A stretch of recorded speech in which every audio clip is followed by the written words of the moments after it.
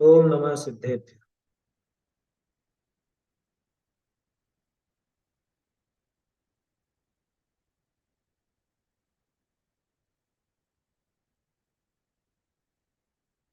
नमः श्रीवर्धमानाय निर्धूतकलिलात्मने सालोकानां त्रिलोकानां यद्विद्यादर्पणायते। रत्नकरंड श्रावकाचार ग्रंथ पर अपनी चर्चा चल रही है। परिग्रह परिमाण व्रत है और परिग्रह परिमाण व्रत में अपन देख रहे हैं कि वास्तव में परिग्रह के कारण ही सारे पाप होते हैं। कल जो चर्चा चली थी उसमें बहुत बढ़िया बात आई थी कार्तिकेय स्वामी की कार्तिकेय अनुप्रेक्षा के आधार से कि भाई जिसने परिग्रह का त्याग कर दिया, जो अंतरंग और बहिरंग दोनों पर जोर दिया था, अंतरंग बहिरंग दोनों प्रकार के परिग्रह से रहित हो गया, वो जीव ही न तो स्त्रियों के वश में है, न कामदेव के द्वारा उसका मद खंडित की मान खंडित किया गया, न वो इंद्रियों के द्वारा जीता गया। और इसके इतर जो जीव अंतरंग बहिरंग परिग्रह सहित है, मूल रूप में तो अंतरंग परिग्रह से ही सहित, अंतरंग परिग्रह से अगर सहित है तो वो स्त्रियों से भी हारा, वो मदन से भी हारा, इंद्रियों से भी हारा और कषायों से भी हारा, कषायों से संतप्त किया जाएगा। तो बहुत बढ़िया परिभाषा दी थी परिग्रह परिमाण की। जो लोभ को हनन करके, जो लोहम निहनित्ता, संतोष रसायनेण संतुष्ट ये संतोष रूपी रसायन से जो संतुष्ट है, और तृष्णा, इस दुष्टा तृष्णा को, इस दुष्टा आशा को जो नष्ट करता है। कैसे? ये सारा का सारा जो कुछ भी जगत में वस्तुएं हैं वो सब विनश्वर है, ऐसा मानकर जो उस तृष्णा को घटाता है और फिर परिमाण करता है धन धान्य आदि का। और सबसे खास चीज क्या थी? उपयोगम जानता, उपयोग उपयोग स्वरूप आत्मा को जान करके, अथवा उपयोग स्वरूप आत्मा को जानता है, उसके ये पांचवा अनुव्रत होता है। परिग्रह परिमाण नाम का अनुव्रत इसके होता है। इस तरह की बात चल रही थी, है ना। कल ये एक गाथा और आने वाली है कार्तिक अनुप्रेक्षा की, यहाँ तक की बात अपनी हुई थी। एक बार श्लोक पाठ अपन कर लेते हैं, फिर ये गाथा देखते हैं। निहितं वा पतितं वा सुविस्मृतं वा परस्वमविसृष्टं न हरति यन्न च दत्ते तदकृशचौर्यादुपारमणम् चौरप्रयोग चौरार्थादान विलोप सदृश सन्मिश्रा हीनाधिक विनिमानम् पंचास्ते ये व्यतीपाता न तु परदारान् गच्छति न परान् गमयति च पापभीतेर्यत् सा परदार निवृत्ते स्वदार सन्तोषनामापि अन्य विवाहाकरणा नंग क्रीडा विटत्तु विपुलतृष इत्वरिकागमनं च स्मरस्य पञ्चव्यतिचारा धनधान्यादिग्रन्थं परिमाय ततोऽधिकेषु निःस्पृहता परिमित परिग्रहस्यादिच्छा परिमाणनामापि। चलिए, मूर्छा की बात चल रही थी। परमागम में परिग्रह का लक्षण मूर्छा कहा है। मूर्छा को परिग्रह का लक्षण कहना बिल्कुल उचित है। क्यों? क्योंकि मूर्छा होती है तो बाहर में भी परिग्रह इकट्ठा करने का, जमा करने का भाव होता ही होता है। भगवान ने मूर्छा ही को परिग्रह कहा है, इसलिए जो मूर्छावान है वह परिग्रही ही है। यहाँ पे ये थोड़ा सा सुधार था, परिग्रही के बाद ही लगाना है। परिग्रही ही है, चाहे अंदर, मतलब अंदर में अगर मूर्छा है तो वो परिग्रही ही है, चाहे उसके पास बाह्य परिग्रह थोड़ा हो या समस्त परिग्रह से रहित हो, कैसा भी हो।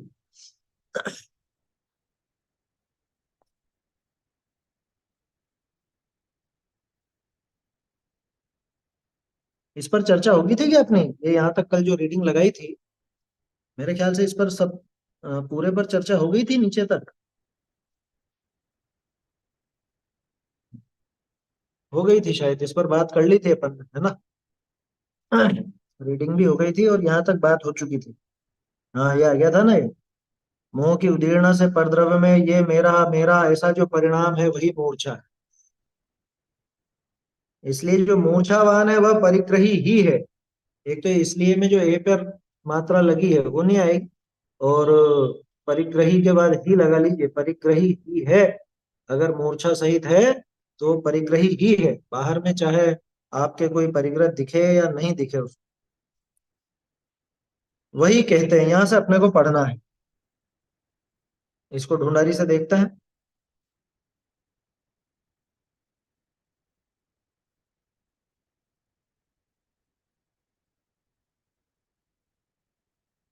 हाँ, नीचे से दूसरी पंक्ति।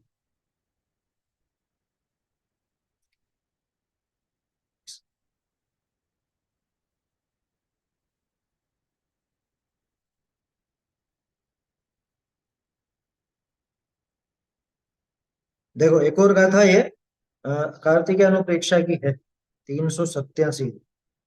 बाहिर्गंथ विहीणा दलित मणुआ सहावदोहन्ति अभ्यंतर ग्रंथ पुण णसक्कदेको विछण्डेदुम् बाहिर्गंथ विहीणा दलित मणुआ सहावदोहन्ति अभ्यंतर ग्रंथम पुण णसक्कदेको विछण्डेदुम्। अर्थ पढ़ लेते हैं पहले, फिर चर्चा करते हैं इस पर। बाह्य परिग्रह रहित तो दरिद्री मनुष्य स्वभाव हीते होए है, सो देखिए ही है। हजारा लाखा मनुष्य ऐसे हैं जिनको जन्म लिए पछे पीतल तामा कांसी का पात्र मिलिया ही नहीं। जे जन्मते ले घृत भक्षण किया नहीं, मोदक आदि खाया नहीं, पाग अंग रखी जामा कदे पेरिया ही नहीं, स्त्री विवाही ही नहीं, कदे उदर भरी भोजन मिलिया ही नहीं, स्वर्ण आदि देखा ही नहीं, समस्त जन्म में दो चार दिन के खावने योग्य अन्न मात्र काहू संग्रह हुआ नहीं, अन्य स्वर्ण रुपयाधिक का तो दर्शन ही नहीं, पैसा रुपया एक भी जिनको कदे प्राप्त हुआ नहीं, रहने को कुटी मात्र हूँ अपनी भई नहीं, ऐसे अनेक मनुष्य देखिए है, परंतु अभ्यंतर ममता छाड़ने को समर्थ नहीं। ताते मूर्छा ही परिग्रह। यहाँ को पूछे, जो मूर्छा ही परिग्रह है तो बाह्य धन धान्य वस्त्र आदि बाह्य वस्तु का संगम के परिग्रह पड़ा नहीं ठहरिया। ताकू उत्तर करे, ये बाह्य परिग्रह अंतरंग परिग्रह के निमित्त है। इन्हीं बाह्य परिग्रह का देखना, श्रवण करना, चिंतवन करना शीघ्र ही परिग्रह में लालसा उपजावे है, ममता उपजावे है, अचेत करे है। ताते बहिरंग परिग्रह मूर्छा का कारण त्यागने योग्य है। और अंतरंग बहिरंग दो प्रकार परिग्रह के ग्रहण को भगवान हिंसा कही है, और दो प्रकार का परिग्रह का त्याग सो अहिंसा है। ऐसे परमागम के जानने वाले कहे जाते हैं, मिथ्यात्व कषाय अधिक अंतरंग परिग्रह तो हिंसा ही के दूजे पर्याय नाम है, और बाह्य परिग्रह में मूर्छा सो ही हिंसा है। बहुरी ये कृष्णाधिक लेश्या के अशुभ परिणाम हु परिग्रह में राग करी ही होए है, क्योंकि परिणामनी की शुद्धता मंद कषाय करी होए, और कषायनी की मंदता होए सो परिग्रह के अभाव ते होए है। और महान आरंभ भी परिग्रह की अधिक्यता ते ही होए है। ऐसे जानी समस्त परिग्रह छाड़ने का राग नहीं घटिया, तो परिग्रह में उपयोग माफिक परिमाण करी के तो रहो। और जो परिग्रह अल्प है परिग्रह तो अल्प है और अधिक की वांछा बनी रही है, तो इस वांछा ते प्राप्ति नहीं होएगा। लाभ तो अंतराय कर्म का क्षयोक्षम ते होएगा, वांछा ते तो और पाप कर्म का बंध होएगा। और पाप का कारण परिग्रह की ममता छाड़ी, जेता प्राप्त भया तितना में संतोष धारण करी रहो। यहीं तक देखते हैं अपन, फिर उसके बाद यहाँ विशेष जानना ये बात आई, इसको फिर आगे देखें।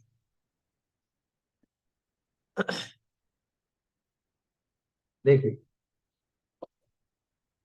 क्या कहा, गाथा देखते हैं पहले।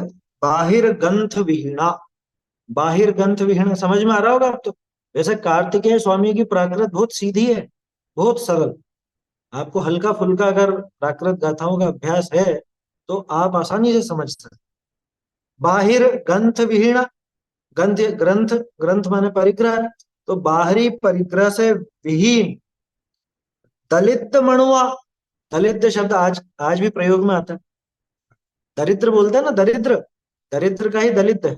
और आपको ध्यान हो किसी किसी जगह दलितर शब्द चलता है, कैसा दलितर फैला हुआ है वो। हालांकि दलितर शब्द वो दरिद्र से ही बना हुआ है, लेकिन वो दलितर जो है आजकल उसको थोड़ा सा जुगुप्सा के रूप में लिया जाता है। खैर, दलित मणुआ, कि जो दरिद्र मनुष्य है, जो गरीब है, दरिद्र का अर्थ जिसके पास कुछ भी नहीं है ऐसा। स्वभावदो बाहिर ग्रंथ विहीणा हुंती, स्वभावदो यानी स्वभाव से ही, बाहिर ग्रंथ विहीणा बाहरी ग्रंथ से यानी बाहरी परिग्रह से रहित होता है। सीधी सी बात है ना, दरिद्र आदमी के पास क्या है, बाहरी परिग्रह। बाहर में रुपया पैसा नहीं है, मकान नहीं है, खाने पीने की बराबर व्यवस्था नहीं है, तो ये दिख रहा है कि भाई बाहर में तो इसके कोई परिग्रह आदि नहीं। लेकिन अभ्यंतर गंथम पूर्ण, एक तो यहाँ पे सुधार कीजिए, गंथ के ऊपर बिंदी लगाइए, थ के ऊपर गंथम,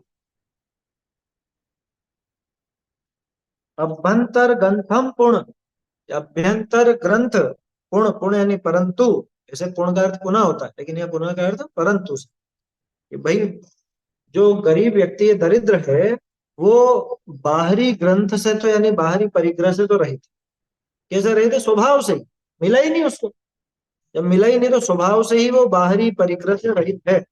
लेकिन अभ्यंतर ग्रंथम, अब अभ्यंतर ग्रंथ यानी अंतरंग परिग्रह, को भी छंडे दुम न सक दे, कोई भी छंडे दुम, छंडे दुम यानी छोड़ने में, छोड़ने के लिए। अरे समझ में सरल है बिल्कुल। छंडे तुम छोड़ने के लिए, कि छोड़ने के लिए न सकदे, शक्य नहीं है, समर्थ नहीं है। कौन, कि कोई भी व्यक्ति, कोई भी कैसा सांसारिक व्यक्ति कोई भी हो, वो अभ्यंतर ग्रंथ छोड़ने में समर्थ नहीं। कोई गरीब व्यक्ति है, वो बाहरी परिग्रह से तो रहित स्वभाव से ही है, उसमें कुछ उसको अलग से कुछ नहीं करना, तो स्वभाव से ही बाहरी परिग्रह से रहित। लेकिन अंतरंग परिग्रह से रहित होना ये प्रत्येक जीव के बस की बात नहीं है, छोड़ नहीं सकते अंतरंग परिग्रह। छोड़ते हो तो मुनिराज ही छोड़ते हैं। 104 नंबर पेज, ठीक है ना। तो यहाँ पे ये अभ्यंतर ग्रंथ थ में ऊपर बिंदी लगा लीजिएगा।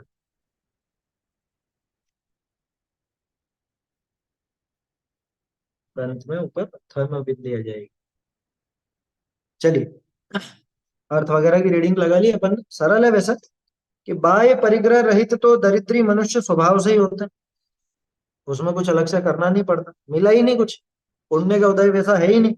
परंतु अंतरंग ममता छोड़ने में कोई भी सफल।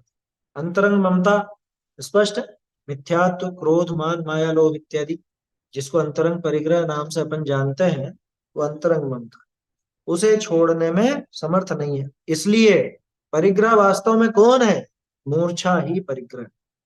इसीलिए आचार्यों ने, भगवान ने अपने परमागम में मूर्छा को इसीलिए परिग्रह का, क्योंकि बाकी चीजों का ग्रहण होना नहीं होना ये इसके बस की बात नहीं है, लेकिन मूर्छा को ये ग्रहण करके रखता है ना। वो ममत्व परिणाम, उस मोह को ये जबरदस्ती छोड़ना नहीं चाहते। ऐसा ही देखते भी, हजारों लाखों मनुष्य ऐसे हैं जिन्हें जन्म लेने के बाद पीतल तांबा कांसा का बर्तन मिला ही नहीं। देखो उस जमाने में स्टील स्टील तो चलता नहीं था, यही चलते थे, पीतल तांबा कांसा, है ना, कांस्य। आज भी वापस से फैशन इनका ही आ गया है क्या? अब तांबे के इस्तेमाल करने लगे हैं फिर से बर्तन, तांबे के पीतल के। ठीक है, उसमें कोई ऐसी विशेष बात नहीं, लेकिन कहने का अर्थ ये है कि बहुत से लोगों को तो ये देखने को ही नहीं मिले, हाथ में ही खा रहे हैं, मिट्टी में ही खा रहे हैं, झूठे पत्तल धोने मिल गए उनमें ही खा रहे हैं, जैसा साधन बैठ गया उनमें ही खा रहे हैं, बर्तन नहीं है बेचारों, घरों में बर्तन तक नहीं। ऐसे ऐसे लोग हैं बचपन से मिला ही नहीं जन्म लेने के सही, जिन्होंने जन्म से लेकर आज तक घी नहीं खाया। घी नहीं खाया का मतलब कोई बीमारी थी इसलिए नहीं, बल्कि मिला ही नहीं खाने को, कि घर में घी कभी देखा ही नहीं। बोलो नहीं है क्या इस तरह के लोग? अपन लोगों को आश्चर्य होता है क्योंकि अपने सब संपत्ति है बचपन से ही अपन, ठीक है ना, एक जैन कुल में पैदा होने पर इतना पुण्य तो साथ में रहता ही है कि बहुत ही विपरीतता तो नहीं होती, थोड़ी विपरीतता हो लेकिन बहुत ज्यादा तो नहीं होती। तो अपन लोगों को आश्चर्य होता है, लेकिन वास्तव में इस तरह के लोग बहुत हैं, बहुत। कभी घी देखा, सूंघा तक नहीं, खाना तो दूर की बात। लड्डू आदि खाए ही नहीं, कभी लड्डू खाने को नहीं मिले हैं? बोलो, ये भोजन की बात हो गई, पहले बर्तन की बात हो गई। देखो एक एक परिग्रह के उदाहरण दे रहे हो, ध्यान से देखो इसको, एक एक परिग्रह के उदाहरण दे रहे हैं।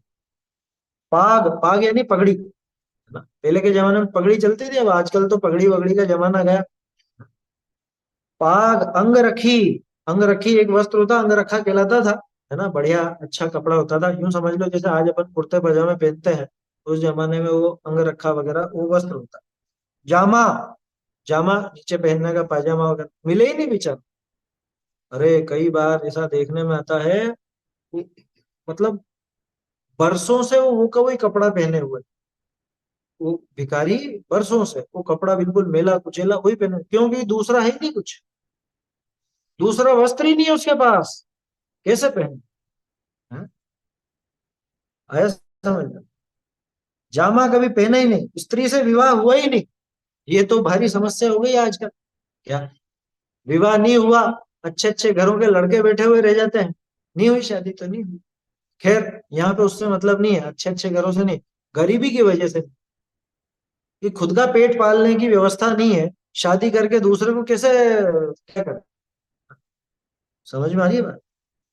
कभी पेट भर भोजन मिला ही नहीं, ऐसी दुर्दशा हुई है किसकी? अरे अपनी भी हुई है। और ये तो उदाहरण बता रहे हैं कि इस तरह के लोग हैं ना, आज भी मौजूद है इस तरह के लोग, कि भारत में ही होंगे, अरे विदेश में भी, सब जगह, बहुत सारी जगह। आपका उदय तो कहीं भी हो सकता है, किसी के भी हो सकता है। कभी पेट भर भोजन मिला ही नहीं, स्वर्ण आदि देखा ही नहीं, जानते ही नहीं सोना कैसा होता, चांदी कैसी होती, मालूम ही नहीं। अरे जिसको ये पीतल तांबे कांसे के बर्तन नहीं मिले, वो सोना चांदी कैसे देखे बेचारा? उसके पास कहाँ सामर्थ्य है, जो भी तो पेट भरने का ही कुछ जुगाड़ नहीं है, वो आभूषणों का सजने संवरने का उपाय कैसे करे? सजना संवरना तो तब होता है जब अपनी पूरी व्यवस्था बराबर हो, ये तो सब अतिरिक्त चीजें हैं ना, ये आवश्यकता की चीज नहीं है, ये तो लग्जरी की चीज है, सोना चांदी वगैरह सब। स्वर्ण आदि देखा ही नहीं, समस्त जीवन में 2-4 दिन के खाने योग्य अन्न भी संग्रह हुआ नहीं। ऐसे ऐसे लोग तो अभी भी करोड़ों की संख्या में। कैसे? कि आज शाम को भोजन की व्यवस्था बनेगी या नहीं, इसका ही पता नहीं, अगले दिन की तो बात आगे की, शाम को भोजन कर सकेंगे कि नहीं। मजदूरी करने आते हैं ना, मजदूर आते हैं मजदूरी करने, और कोई कोई ठेकेदार उनको लेकर के जाते हैं, जो वस्तु कभी देखी नहीं उसका परिग्रह संभव है, बिल्कुल संभव है, क्योंकि परिग्रह वास्तव में तो मूर्छा है ना, ममत्व तो परिणाम है। वो वस्तु अगर उसको मिलती तो रखता या नहीं रखता? रखता। उसका परिग्रह भाव छूटा नहीं है तो इस रखता ही रखता। खैर अपन तो उस उदाहरण की बात करें, वो आते हैं, हर एक शहर में ऐसा होता है, वो मजदूर चौराहा या कुछ इस तरह का होता है, जहाँ पे बाहर के वो गाँव के मजदूर आकर के इकट्ठा होते हैं, और फिर ठेकेदार वगैरह उनको लेके जाते हैं काम के लिए, है, कुछ भी काम हो सकता है, कोई व्यक्ति अपने घर पे कुछ काम कराना हो तो उसके लिए भी लेकर के जाते हैं। अब सोचो कोई ऐसा दुष्ट ठेकेदार के पल्ले पड़ गया है, अब काम कराया दिन भर, लेकिन खुद वो ठेकेदार गायब हो गया कि पैसा नहीं देना पड़ेगा। अब ये बेचारा थका हारा घूम फिर करके भूखा प्यासा वापस घर लौट जाता है। शाम के भोजन का भी ठिकाना नहीं। अब घर पे मान लो अगर इसका परिवार, माँ बाप है या पत्नी भी है या कोई भी है, वो तो इसकी राह देख रहे हैं कि ये आएंगे, पैसे वैसे लेकर के आएंगे और तब जाकर के चूल्हा जलेगा घर। लेकिन इसको बेचारे को कुछ मिला ही नहीं। प्रेमचंद की कहानियां पढ़ोगे ना, इस तरह के बहुत सारे किरदार मिलेंगे। हाँ, वो मिला ही नहीं, पैसा ही नहीं मिला, क्या करे, चूल्हा ही नहीं जल पाया, बच्चे भूखे सो गए। आया समझ। बैठे रहते हैं, इंतजार करते रहते हैं वो मजदूर कि ठेकेदार आएगा, अब पैसे लेंगे, इससे अब पैसे लेंगे। और ठेकेदार आता भी है तो झिड़क करके भगा देता, देता नहीं है पैसे। खैर, वो देता है कि नहीं देता है अलग बात, लेकिन खास चीज तो ये है कि आज तक कभी पेट भर के भोजन मिला नहीं और 2-4 दिन के खाने योग्य अन्न भी संग्रह हुआ नहीं। अपने घरों में कितने कितने दिन का रहता है। हम्म? अरे साल भर का गेहूं तो इकट्ठा करके रख, दाल चावल सब महीनों तक चल जाए, इतना इतना पड़ा रहता है क्या। और फिर उसका जाब्ता करते हैं अपन की जीव नहीं पड़ जाए, इतने इतने दिनों का रहता है, जीव नहीं पड़ जाए इसकी अपन व्यवस्था करते हैं ना। माने इतना इतना घर पे रखा रहता है और उसको, अरे एक दिन का भी संग्रह नहीं कर सकते। आज कमाए और आज खाए, ऐसी स्थिति है। देखा कभी मजदूरों को, देखा आपने सुबह सुबह दाल बाटी वगैरह बनाते हुए सड़क के किनारे।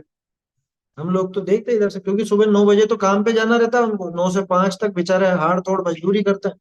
उसके पहले क्या करते हैं कि कल जो पैसा मिला था शाम को, उस पैसे से थोड़ा बहुत आटा नमक दाल वगैरह जो भी है थोड़ा थोड़ा खरीद करके, और फिर अगले दिन सुबह सुबह मिल जाते थे। हम तो सुबह घूमने निकलते ना, सुबह सुबह अलाव जला रहे हैं सड़क किनारे, लकड़ी वकड़ी जला के, और एक वो बर्तन पे उस पे वो पका रहे हैं, दाल पका रहे हैं बाटी पका रहे हैं जो भी।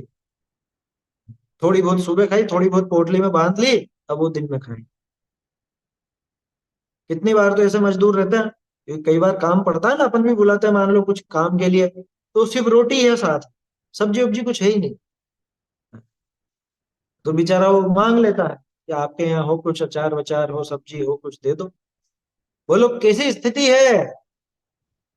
हम लोगों को ये बातें सुन के बड़ा आश्चर्य होता है, क्योंकि अपन सबके पास मतलब ठीक ठाक है सभी, कोई ऐसा तो विपरीतता किसी के साथ नहीं। वो तो खैर है ही सही है। देखो पाप का उदय तो है ही सही, पाप के उदय के अलावा खुद की आदत बिगड़ती है तो फिर पाप का उदय और बढ़ भी जाता है। अपन तो यहाँ अच्छे भले की बात कर रहे हैं कि जो अभी तो बेचारा, मतलब क्या करें, उसके बेचारगी का भाव पाप में लगा हुआ नहीं है, विपरीत प्रवृत्ति नहीं कर रहा, वो शराब वराब नहीं पी रहा है, या रुपए जो मिले उसको कोई बीड़ी सिगरेट में नहीं उड़ा रहा, लेकिन नहीं है, पुण्य का उदय है ही नहीं ऐसा जो इकट्ठा हो पावे पैसे। घर पे बीमार माँ है, बीमार बाप है, पत्नी बीमार है, बच्चे बीमार है, बच्चों की स्कूल की फीस है, वो एक जरा सा भी उसको व्यसन नहीं है उस मजदूर, जरा सा भी व्यसन नहीं है। न बीड़ी पीता है, न तंबाकू खाता है, न शराब पीता है। पैसा पूरा बचाने का प्रयास करता है, लेकिन बचते ही नहीं, पहली बात तो मिलते ही नहीं इतना, मिलते नहीं, मिले तो बचते नहीं। होता है ना पाप के उदय में, अरे अच्छे अच्छे करोड़पति रोड़पति होते नहीं देखे जाते। खैर वो तो वो देखे गए जिनके पास थे, यहाँ तो जन्म से मिला ही नहीं। 2-4 दिन के खाने योग्य अन्न भी संग्रह हुआ नहीं, सोने चांदी के तो दर्शन भी नहीं हुए। हालांकि कोई विशेष बात नहीं है, दर्शन नहीं हुए तो उससे कोई जीवन रुक गया ऐसा नहीं है, लेकिन कहने का अर्थ यह है कि उसको कभी ये चीजें देखने को ही नहीं मिले।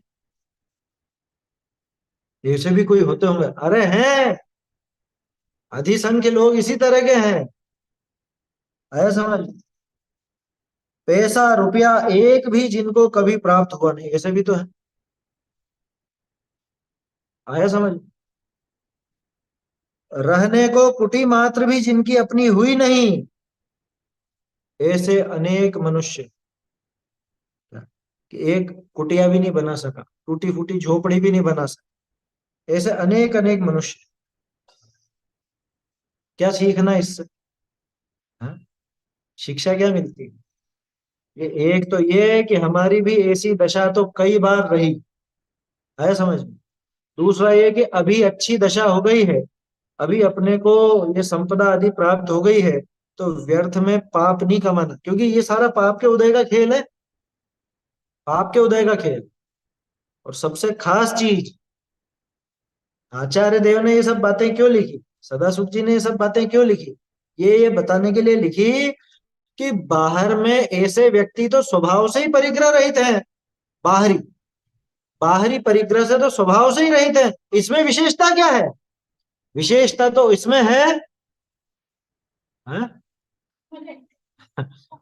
इससे इसमें विशेष बात तो यह है कि अंतरंग परिग्रह का नाश करो। बहिरंग परिग्रह तो अपने आप ही छूट छाट जाएगा। पाप का उदय आएगा ना तो बहिरंग परिग्रह यूं भी नहीं मिलेगा।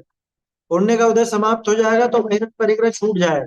खास बात यह है कि अंतरंग परिग्रह का नाश करने का उपाय, उसके लिए क्या करें? उसके लिए अपने आत्म स्वरूप को समझे कि गरीबी मिटाने का भी यही उपाय, कि हाँ यही उपाय है।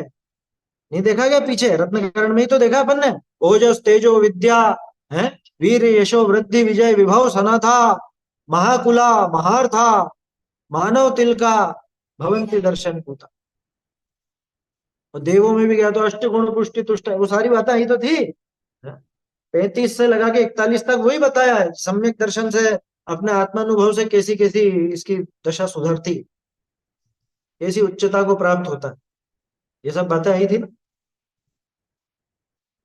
भैया आत्मा का कल्याण कर लेना ऐसी बाहर में दुर्दशा होने के पहले। जिसने आत्मा का कल्याण नहीं किया उसकी तो ऐसी दुर्दशा होनी है। अरे ये जो गरीबी की बात की भी है, तो भी इसके इतने पुण्य का उदय तो है कि ये संगी पंचेंद्रिय मनुष्य बन गया। क्या? ये संगी पंचेंद्रिय मनुष्य बन गया, ये मामूली बात नहीं है। और अभी भी अगर ये नहीं सुधरा तो फिर तो महा दुर्दशा होनी। अभी तो पाप ने जरा सा झटका दिखाया, सिर्फ बाहरी संपदा छूटी है। बाद में तो ये शरीर भी नहीं रहेगा, ये जाति कुल, ये मनुष्य भव भी नहीं रहेगा। इसलिए आत्म कल्याण कर लेना चाहिए, है ना। दरिद्रता अगर डराती है तो सम्यक दर्शन प्राप्त कर। क्या कि हमको दरिद्री नहीं होना, तो सम्यक दृष्टि हो जाओ। सम्यक दृष्टि कभी दरिद्री के घर जन्म नहीं लेती, है ना। ऐसा है। तो रहने को कुटी मात्र भी जिनकी अपनी हुई नहीं, ऐसे अनेक मनुष्य हैं। तो बोलो अपरिग्रही कह दे उसको अपन। बात तो ये इसलिए थी, ये जो सारा उदाहरण दिया गया ये इसलिए था कि ये गाथा यही तो कह रही है, दलित मणुआ सहावदो बाहिर ग्रंथ विहीणा हुंती, कि दरिद्री मनुष्य वो स्वभाव से ही बाहरी ग्रंथ से रहित है, बाहरी परिग्रह से रहित है, स्वभाव से ही रहित। तो अपरिग्रही हो गया? नहीं, अपरिग्रही तो नहीं हुआ। तो इसका अर्थ क्या निकला? इसका अर्थ यही निकला कि वास्तव में अंतरंग परिग्रह ही परिग्रह है। मूर्छा जिसको नाम दिया वो मूर्छा ही परिग्रह है। बोलिए। सर जैसे किसी को संपत्ति विरासत में मिलती है तो उसका पुण्य खर्च होता है क्या वहां पे भी? पुण्य तो खर्च हुआ तभी तो मिली है। पिछला पुण्य का उदय था, तो पिछला पुण्य का उदय, उदय का मतलब क्या? फिर जाना। उदय होकर के क्या होगा? भुक्त रसम फलम पभुंजे थे, फिरता है वो। एक बार भुक्त रस हो गया, यानी कि उसका फल भोग लिया गया, तो अब क्या होगा कर्म का? अब तो खिरेगा। वो खिर करके मतलब उसका उदय बोलो या खिरना बोलो, निर्जरा बोलो, एक ही चीज है। अभी अपने को जो जो कुछ भी मिला है वो पुण्य के उदय से मिला ना। वो पिछले पुण्य का ही उदय है, तो पिछला पुण्य उसमें खर्च हो रहा है। ईंधन जलता है तो भोजन पकता है। आया समझ में? पुण्य जल रहा है पिछला, तो ये वस्तुएं मिल रही है। ऐसा है सीधा सा। तो मूर्छा ही वास्तव में परिग्रह है। यहाँ कोई प्रश्न करता है, देखो क्या प्रश्न किया कि यदि मूर्छा ही परिग्रह है तो बाह्य धन धान्य वस्त्र आदि बाह्य वस्तु के संयोग संग्रह का को परिग्रह पना नहीं रहा फिर तो। कि भाई आप मूर्छा परिग्रह पे इतना जोर दे रहे हो, तो बाहर में फिर होने दो सब कुछ है। बाहर में ये वस्तुएं फिर परिग्रह नहीं कहलाएंगी, अकेली मूर्छा ही परिग्रह कहलाएंगी। प्रश्न बढ़िया है, न्याय युक्त मतलब न्यायोचित प्रश्न है। न्याय जैसी बात आ रही है। आया समझ में? तो अगर मूर्छा ही परिग्रह है तो बाहरी धन धान्य वस्त्र आदि इन बाह्य वस्तुओं के संयोग को, संग्रह को फिर परिग्रह मत कहो, इनमें परिग्रह बना नहीं रहा। उसे उत्तर देते कि ये बाह्य परिग्रह अंतरंग परिग्रह के निमित्त हैं। बाहर में ये वस्तुएं होंगी तो अंतरंग परिग्रह उनके संबंध में होगा ही होगा। कैसे? इन बाह्य परिग्रहों का देखना, सुनना, विचार करना शीघ्र ही परिग्रह में लालसा उत्पन्न करा देता। जैसे वो शील के 9 बाढ़ है ना, उसी तरह से ये परिग्रह की 9 बाढ़ समझ। क्या 9 बाढ़? तो खैर नाम है, वो जितनी भी बाढ़ हो, परिग्रह को देखने से परिग्रह की इच्छा हो जाती। बोलो, इस बात को है ना ये सारी कंपनियां जानती है। ये विज्ञापन क्यों दिए जाते हैं, बड़े बड़े होर्डिंग क्यों लगाए जाते हैं कि आप उस चीज को देखोगे तो आपको वो वस्तु खरीदने की इच्छा हो जाएगी। और बनाए भी ऐसे ही जाते हैं वो विज्ञापन, क्या कि कैसे ना कैसे वो आपके दिमाग पर ऐसा असर डाले आप खरीदने को लालच। आपको पता है विज्ञापनों के पीछे कितना खर्चा होता है? हाँ? वो एक साबुन था पहले, कोई सा साबुन आया था कुछ वर्ष पहले, उस साबुन के विज्ञापन के लिए उस अभिनेत्री ने 9 करोड़ रुपए लिए। कितना? 9 करोड़। अब वो कंपनी, साबुन बनाने वाली कंपनी 9 करोड़ रुपए सिर्फ विज्ञापन के लिए खर्च कर रही है। अब हालांकि बाद में ये हुआ कि वो साबुन 9 करोड़ के बिके भी नहीं, इतने तो साबुन भी नहीं बिके जितने का वो विज्ञापन हुआ। खैर वो बात दूसरी है, अपन तो बात ये कर रहे हैं कि विज्ञापन के लिए क्यों खर्चा कर रही है कंपनियां। क्योंकि वो जानती हैं अच्छे से कि ये विज्ञापन होगा, लोगों की निगाह में आएगी, इसके बारे में एक वो क्या बोले अपन, इसका प्रचार होगा तो अपने आप लोगों को इसे खरीदने का, इसे भोगने का मन करेगा। और ये होता है। बड़े बड़े फिल्म स्टार वगैरह को, क्रिकेटरों को या किसी ऐसी बड़ी हस्ती को विज्ञापनों में लेने के पीछे यही प्रयोजन। अरे मेरे फेवरेट क्रिकेटर ने ये वाली कोल्ड ड्रिंक पी है तो मैं भी ये वाली कोल्ड ड्रिंक पीऊंगा। वो एसी वाली घड़ी पहनता है तो मैं भी एसी वाली घड़ी पहनूंगा। वो ये वाला मोबाइल चलाता है तो मुझे तो यही मोबाइल चाहिए। बोलो, होता है कि नहीं होता है? विज्ञापनों का यही काम है। और ये बात सैद्धांतिक बात है। जैसे अ, भूख क्यों लगती है? भूख क्यों लगती है इसके प्रैक्टिकल कारण पता है आपको? गुम्मट सार में इसके कारण दिए। क्या क्या कारण दिए? सबसे मुख्य कारण तो असाता की उदीर्णा, वो तो कर्म की तरफ से। और कर्म की तरफ से देखो तो असाता वेदनी की उदीर्णा से भूख लगती है, उदय में भूख नहीं लगती। असाता की उदीर्णा होती है तब भूख लगती है। और कैसे लगती है? भोयण दंसणेण, ऐसे शब्द है, भोजन के देखने से। कि तुमने ये क्यों खाया? कि अरे देख करके मेरी इच्छा हो गई थी खाने। बोलो, ये होता है ना? है?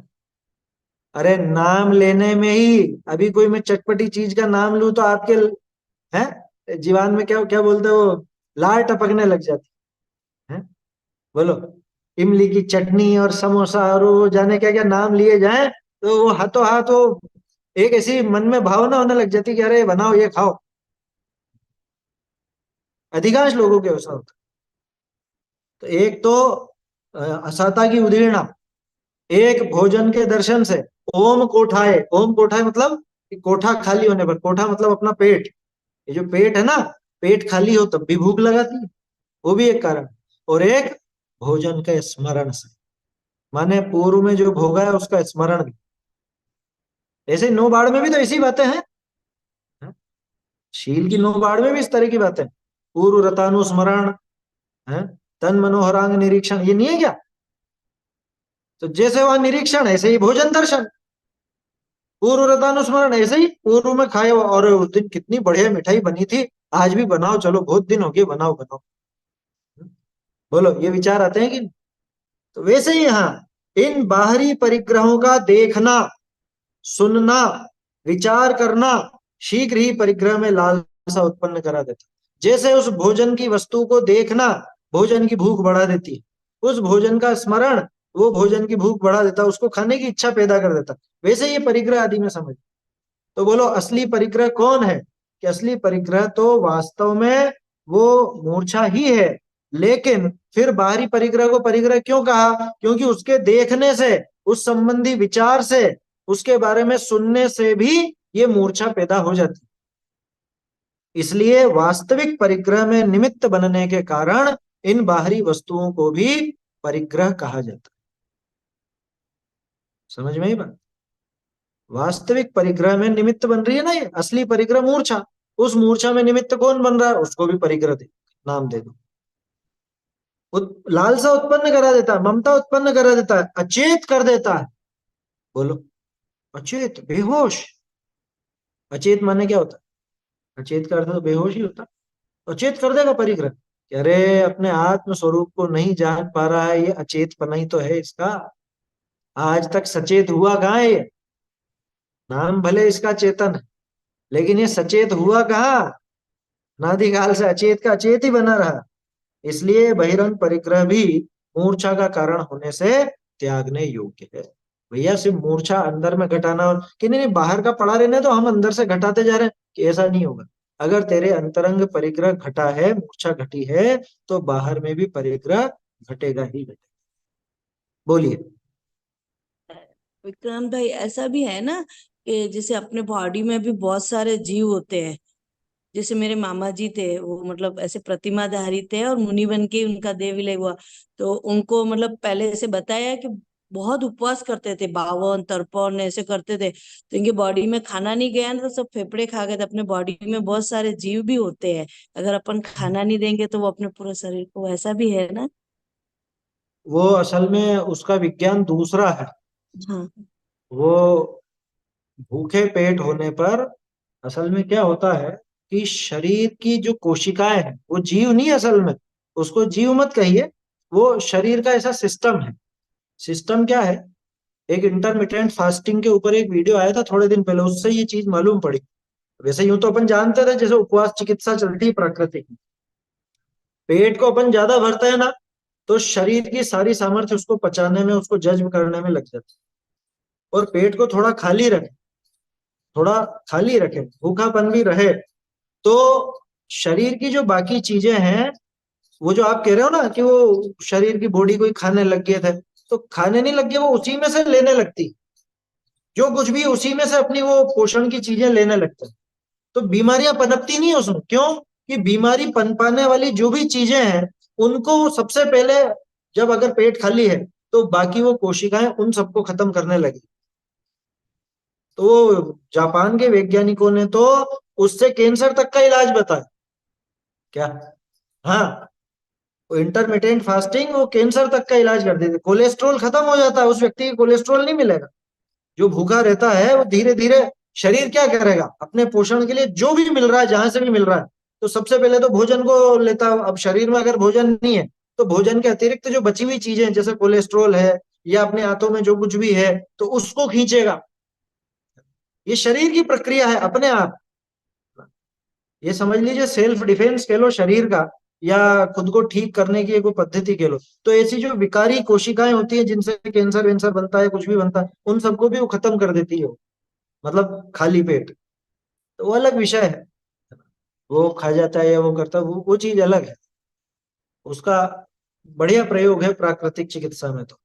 और देखो, अभी थोड़ी सी बात चली इसलिए बता देता हूँ। इंटरमिटेंट फास्टिंग की जो बात चलती है, इंटरमिटेंट फास्टिंग मतलब पूरे दिन भर भूखा नहीं रहना, लेकिन 15-16 घंटे आप शरीर पेट में कुछ भी मत डालो। आप बीमार नहीं होगे कभी, आपको बीमारी नहीं लगेगी अगर 15-16 घंटे आपने पेट को खाली रखा है। क्योंकि शरीर की बाकी चीजों को अपना काम करने का मौका मिले। अब जिसने रात्रि भोजन छोड़ दिया पूरा है, हालांकि वो तो पानी और जूस वूस की कह देते हैं, अपन तो पानी जूस की भी मना कर। तो रात्रि भोजन जिसने छोड़ दिया, अभी आप सोचो, लगभग 5:45 के आसपास, हमारे यहाँ की बात कर रहा हूँ, 5:45 के आसपास सूर्यास्त है, 5:50 के आसपास, और सुबह अभी 7:15 का सूर्योदय है। 14 घंटे तो ऐसे ही हो जाता, 14 घंटे तो ऐसे ही हो जाता। उसके बाद भी सूरज उगे बाद कुछ खाने पीने तो नहीं लगता, पर पानी पीते हैं सबसे पहले, है ना? पानी ही पिया है। पेट में कुछ खाने की चीज जाने में तो कितना गिने अपन, जैसे मान लो 5:30 पे भी अगर आप फ्री हो गए शाम को, मान लो अगर 5:30 पे भी फ्री हो गए और सुबह अभी अपन खा रहे हैं लगभग लगभग 8:15 8:30, ठीक है, 8 बजे भी गिनो तो कितना हो गया, 12 5:30 और इधर 2.5 और लगाओ तो 14.5 15 घंटे तो यूं ही हो जाते हैं। अभी के हिसाब से बात कर रहे हैं, गर्मी के दिनों की बात और हो जाती है ना, वहां पे उस हिसाब से समय हो जाता है। तो अगर ये जैन पद्धति के अनुसार जिए तो उसको तो बीमारियां यूं भी एकाएक तो नहीं पकड़ेगी, उसके कई कारण हैं। एक तो ये इंटरमिटेंट फास्टिंग है तो बहुत बाहर का हो गया।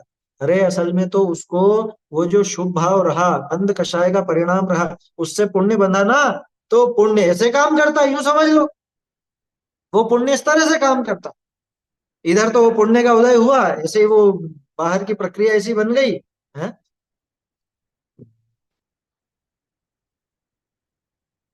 उसमें एक और चीज है लेकिन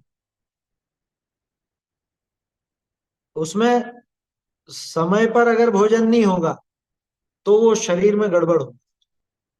आपने जो बात की ना वो तो पूरे उपवास की है कि इतने इतने दिनों का उपवास, और उसमें तो खा ही नहीं रहा अभी। अपन तो बात कर रहे हैं जैनाचार के अनुसार ही अगर चले तो भी स्वस्थ आराम से रह सकते हैं ना। खैर वो तो अलग बात है। तो वो उपवास की बात होगी। यहाँ तो बाहरी वस्तुओं को परिग्रह संज्ञा क्यों दी गई, क्योंकि उन बाहरी वस्तुओं के निमित्त से इसके अंतरंग परिग्रह पैदा, इसके अंतरंग परिग्रह पैदा हो जाता है, इसलिए बाहरी वस्तुओं को भी परिग्रह कहा जाता है, वो भी परिग्रह है। मुख्यता किसकी लेकिन, मुख्यता तो अंतरंग परिग्रह की है, मुख्यता तो उस मूर्छा की है। मूर्छा को छोड़ने का उपाय करें तो अपने आप ये बाहरी परिग्रह भी छूटता है। अंतरंग बहिरंग दोनों प्रकार के परिग्रह को ग्रहण करने में भगवान ने हिंसा कही। चाहे अंतरंग परिग्रह हो चाहे बहिरंग परिग्रह हो, दोनों ही प्रकार का परिग्रह अगर रखेगा तो हिंसा तो आएगी, दौड़ी दौड़ी आएगी। अपन ने थोड़े दिन पहले चर्चा की थी ना, परिग्रह नाम से कोई ऐसी वस्तु नहीं है कि जो बिना हिंसा के पैदा हो जाती, जिसके रख रखाव में हिंसा नहीं होती, जिसके भोगने में हिंसा नहीं होती, ऐसी एक भी वस्तु नहीं। कोई भी वस्तु एक्स वाई जेड सोच लो आपके मन में, कोई भी नाम सोच लो, उसका निर्माण बिना हिंसा के होगा ही नहीं, उसका भोगना बिना हिंसा के होगा ही नहीं, उसका रखना बिना हिंसा के होगा ही नहीं, और तो और उसका निस्तारण भी बिना हिंसा के नहीं। यानी बाद में जब वो कबाड़ हो जाएगी तो उस कबाड़े का निस्तारण करने में भी हिंसा होनी ही होनी। आदि मध्यांत हिंसक है परिग्रह, दोनों प्रकार के परिग्रह का त्याग ही अहिंसा है, ऐसा परमागम के जानने वाले कहते हैं। अब कितनी बार अपन कहें, नरक का कारण जो बताया गया बहुआरंभ परिग्रह तो नारकस्यायुष, उसका कारण क्या, कोई भी परिग्रह बिना आरंभ के नहीं होगा, बिना हिंसा के नहीं होगा। इसलिए उस परिग्रह का त्याग करना है, मतलब हिंसा का त्याग करना है तो परिग्रह का त्याग होना ही चाहिए। और बाहरी परिग्रह का त्याग बिना अंतरंग परिग्रह के त्याग के नहीं हो सकता। अंतरंग परिग्रह का त्याग बिना बहिरंग परिग्रह का त्याग नहीं होगा। अगर होगा तो झूठा होगा, वो दिखावा होगा, थोड़े समय में वो लालसाएं जाग जाएंगी। घर छोड़ के गए तो मठ के अधिपति बन गए, समझ में ही बात। यहाँ की वस्तुएं छोड़ी तो और दूसरी वस्तुओं को अपना कहने लग गए, उस पर आधिपत्य जमा दी। ऐसा हो जाएगा फिर अगर अंतरंग ममता नहीं टूटी तो। मिथ्यात्व कषाय आदि अंतरंग परिग्रह तो हिंसा के ही दूसरे पर्यायवाची नाम है। अभी थोड़े समय पहले हिंसा हिंसा का प्रकरण चला था ना, उसके अंदर देखा तो था अपन, राग द्वेष आदि का उत्पन्न होना ही हिंसा है, और राग आदि का उत्पन्न होना उत्पन्न नहीं होना ही अहिंसा है। कहाँ पे आया, पुरुषार्थ सिद्धि उपाय। हाँ, पुरुषार्थ सिद्धि उपाय का प्रकरण है, बहुत सुंदर प्रकरण है, 42 से 50 तक, है ना। तो ये जो मिथ्यात्व है, कषाय है इत्यादि अंतरंग परिग्रह तो हिंसा के ही दूसरे पर्यायवाची नाम है। बाह्य परिग्रह में मूर्छा होना वो भी हिंसा ही, उनमें ममत्व परिणाम होना वो भी हिंसा। ये कृष्ण आदि लेश्या के अशुभ परिणाम भी परिग्रह में राग करने से ही होते हैं। जितने भी ये खोटी लेश्याएं हैं, जितने भी खोटे परिणाम हैं, ये किससे संबंधित है, ये बाहरी वस्तुओं में कितना राग पड़ा हुआ है, कितना द्वेष पड़ा है, उसी का तो पैमाना है ना। वो लेश्या क्या है? लेश्या क्या है? उसका पैमाना है। कषाय का पैमाना है लेश्या, और वो बाहरी परिग्रह से संबंधित ही होता है, क्योंकि परिणामों में शुद्धता मंद कषाय द्वारा होती है, तथा वह कषाय की मंदता परिग्रह के अभाव से ही होती है। ये कितना बढ़िया लॉजिक यहाँ पे बिठाया। ये जो कृष्ण आदि लेश्या के परिणाम है, वो भी परिग्रह में राग करने से ही। क्यों? क्योंकि अगर परिणामों में शुद्धता होनी है तो वो किससे होगी? मंद कषाय। शुद्धता का अर्थ समझ में आ रहा है? शुद्धता वास्तव में तो अकषाय भाव का नहीं, लेकिन उसका रास्ता मंद कषाय से होकर के गुजरता है, इसलिए उसको भी शुद्धता कह दिया जाता है। यहाँ वो विशुद्ध वाला समझना अर्थ ना। परिणामों में शुद्धता मंद कषाय द्वारा होती है, और कषायों की मंदता किससे होगी? कि भाई परिग्रह घटेगा तो कषाय भी घटेंगे। अगर परिग्रह नहीं घटा, बाहरी परिग्रह नहीं घटा, तो कषाय कैसे? क्योंकि कषायों का संबंध है ना उससे। देखो एक चीज हमेशा जान करके रखना, आगे मोक्षमा प्रकाशक में भी पढ़ेंगे अपन। विकार कभी भी बिना परद्रव्य के आश्रय के नहीं होगा। जब भी इस जीव को कोई विकार खड़ा होगा, किसी न किसी अन्य द्रव्य के निमित्त से ही होगा। ये 100% सच्ची बात है। स्वभाव के आश्रय से कभी विकार नहीं हो सकता। स्वभाव के आश्रय से विकार होने लग जाए तो स्वाभाविक कार्य कैसे होगा? है ना? ये गणित तो समझ में आती है ना। विकार कब होगा? कि जब भी होगा तब किसी न किसी पर द्रव्य के निमित्त से हो, उसके आश्रय से हो। और पर द्रव्य का आश्रय लेने से होता है, यानी वो परिग्रह की बात है।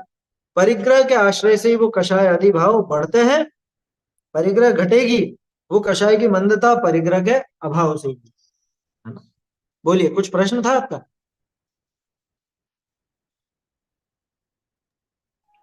तब मैं तो इसका जवाब तो आ ही गया। खैर मैं तो ये पूछना चाह रहा था कि जैसे एक तो अपने पास परिग्रह है, और दूसरा क्या है कि उस परिग्रह में तीव्र लालसा रखना, ये पाप की डिग्री को बढ़ाता है या दुगुना हम्म। पाप का दंड कराता है?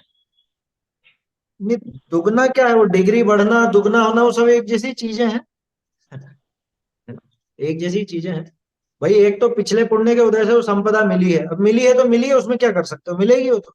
भरत चक्रवर्ती 6 खंड का राज नहीं चाहते थे, लेकिन मिला ही ना। तो पुण्य का उदय है तो वो तो बाहर में आएगी।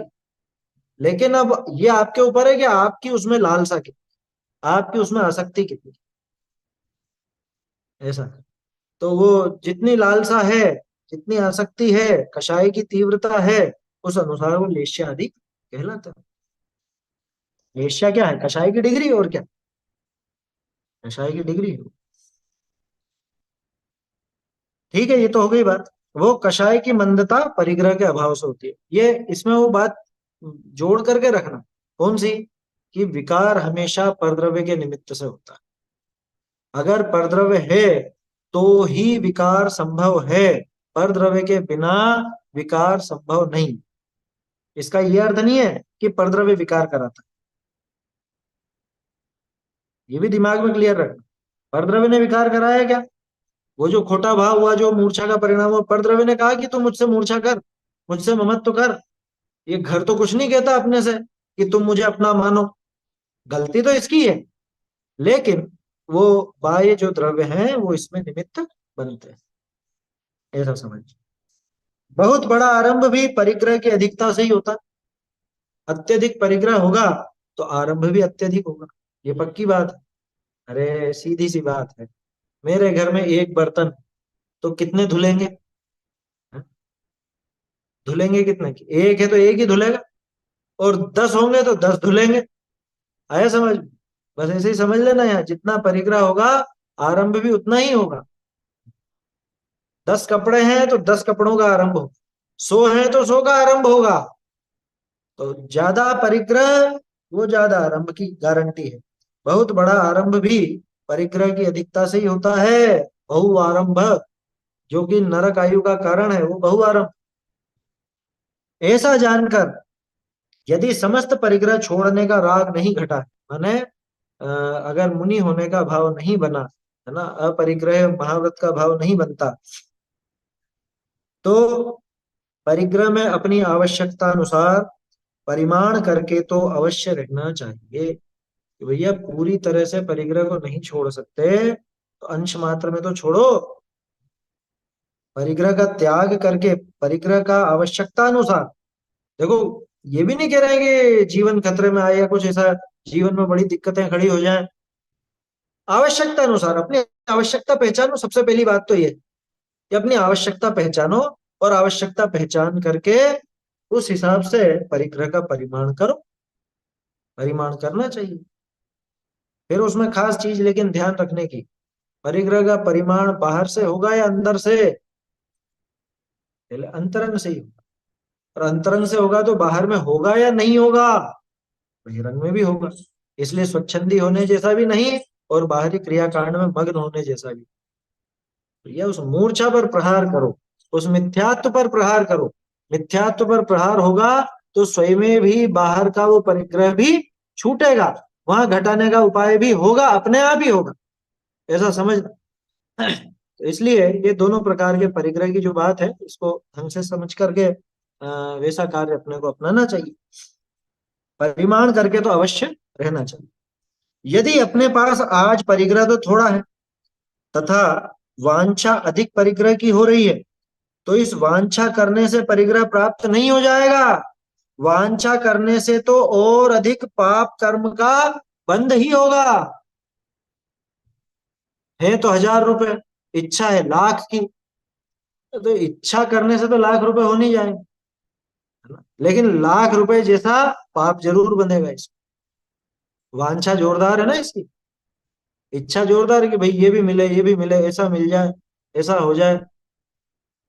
तो परिग्रह वर्तमान में जितना है वो तो अपने आप में ही पाप है। परिग्रह पुण्य है या पाप? देखो ये ऐसा फल है जो लगता तो पुण्य के पेड़ पे है पाप रूप, और इसको खाए तो मरे और छोड़े तो बचे और बढ़ता जाए। ऐसी विचित्रता है इसमें। पुण्य के पेड़ में लगा हुआ फल है ना परिग्रह। भाई पुण्य के फल के बिना थोड़ा ही मिलेगा, पुण्य का उदय आएगा तो ही मिलेगा। और इसको अगर ये भोगेगा, इसमें आसक्त रहेगा, इस फल में आसक्त रहेगा, तो नया नया पाप ही बंधेगा, पुण्य नहीं बनेगा। और इसको छोड़ेगा, जितना छोड़ेगा ये फल तो मतलब बढ़ता ही जाएगा, ये पेड़ बढ़ते ही जाए, ये पुण्य का वृक्ष और ऊंचा होता जाए। ऐसा है। खैर, पुण्य का वृक्ष ऊंचा हो ये वांछा मत रखना, है ना, क्योंकि अपने को तो पाप पुण्य सब नाश के ज्ञान भानु प्रकाश वो काम करना है। पाप पुण्य आदि सबका नाश होकर के और मोक्ष की प्राप्ति हो, अपनी भावना तो ये रहनी चाहिए। ठीक है। तो आवश्यकता अनुसार परिमाण तो अवश्य करना चाहिए। वांछा करने से परिग्रह प्राप्त नहीं होगा। अच्छा, ये बहुत बड़ी बात है। ये जो लोभ करता है इसके जीवन में जो इसको वांछा रहती है, वांछा करने से रुपया पैसा नहीं मिलता, ठीक है ना। तो पुरुषार्थ करो, थोड़ी मेहनत करो। कैसी मेहनत करो? दुकान धंधा व्यापार नौकरी ये सब करो, तब जाके मिलेगा, है ना। इससे मिलेगा, है? अरे इसको अभी विज्ञान पता नहीं है रुपए पैसे का। ये पुण्य के उदय से पैसा मिलता है। ये सोचता है कि मैं ऐसा काम करूं उससे पैसा मिलेगा, जबकि वो काम सारा पाप। व्यापार धंधा नौकरी पुण्य है या पाप है? सीधे शब्दों में, पुण्य है या पाप है? पाप है। ये सोचता है कि इससे मुझको रुपया पैसा मिलेगा, बाहर में करना तो पड़ेगा ही सही। अरे बाहर में जो तू अभी कर रहा है वो तो तेरा वर्तमान का पाप है, और जो तुझे मिल रहा है वो पूर्व पुण्य के उदय से मिल रहा है। सोचता क्या है ये कि मैंने ऐसा किया, जो आप कह रहे हो ना ऐसा होता देखा तो जाता है, तो देखा कैसा जाता है? देखा बताओ कैसे गया। एक कौवा ताल के वृक्ष के नीचे से निकला। काकताली न्याय सुना आप लोगों ने?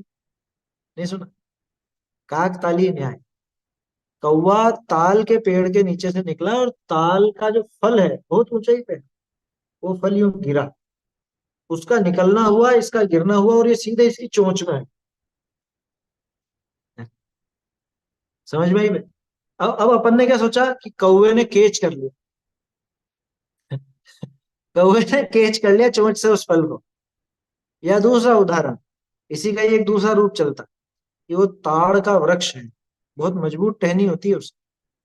अब उस पे कौवा बैठा और कौवे के बैठते ही उसकी डाल का टूटना हुआ क्या, तो लोग क्यों, और कौवे ने ताल की डाली तोड़ दी है? या तीसरा उदाहरण, बिल्ली के भाग से छींका फूट पड़ा। छींका छींके पे लटकाते हैं, छींका गिर गया और वो छींका नहीं समझते, पहले के जमाने में क्या होता था, ऐसे घरों में खूंटी पे ऊपर कुछ भी सामान, दही वगैरह या कुछ भी ऐसी चीज होती खाने पीने की, वो लटका के ऊपर रख देते। आजकल तो सब अपने आपके मॉड्यूलर किचन हो गए हैं, तो सब उसमें रख देते हैं, इधर उधर फ्रिज में रख देते हैं। पहले फ्रिज व्रिज होता नहीं था, तो लटका के रख देते कि जीव भी नहीं आवे इसमें, तो जीवों से बचाने के लिए ऐसे रख देते।